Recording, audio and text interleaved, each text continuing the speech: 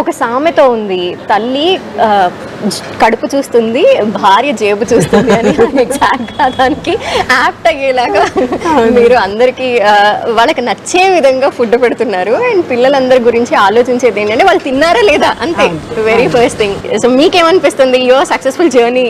అంటే successful journey అంటే వీళ్ళందరూ నేను సక్సెస్ చేశారు అంటే నాకు ఒకటే ప్యాషన్ అమ్మా, తృప్తిగా తినాలి అందరూ. అదే ఇదిలో నేను పెట్టాను. అంటే ఫస్ట్ ఇప్పుడు ఇన్ని సంవత్సరాల నుంచి నేను ఎలా ఉన్నాను, ఇప్పుడు బిజినెస్ చేసేటప్పుడు కూడా అదే ఇదిగా ఉన్నాను కాబట్టి అందరూ సక్సెస్ చేశారు.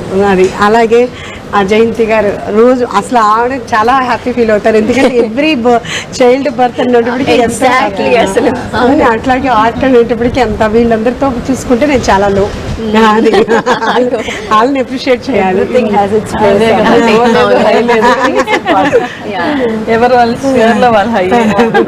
మీ ముగ్గురులో కామన్ ఏంటంటే మీ ముగ్గురు పిల్లలు సినిమా ఇండస్ట్రీలో ఉండడం మాత్రమే కాదు, వాళ్ళంతా సక్సెస్ఫుల్ అవ్వడమే కాదు, వాళ్ళు మదర్స్కి వాళ్ళు ఇచ్చే ఇంపార్టెన్స్ కూడా. అంటే వెన్ ఎవర్ స్టేజ్ మీద ఉన్నప్పుడు వాళ్ళు మీ గురించి మాట్లాడడం కావచ్చు, వాళ్ళు మిమ్మల్ని గుర్తు చేసుకోవడం కావచ్చు, వాళ్ళు ప్లేస్ మీకు ఏ రకంగా ఇచ్చారు అనేది అర్థమవుతుంది.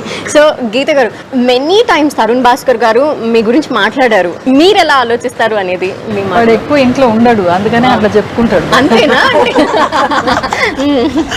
ఓకే, మీరు నాకంటే ఓపెన్ గా ఉన్నారు.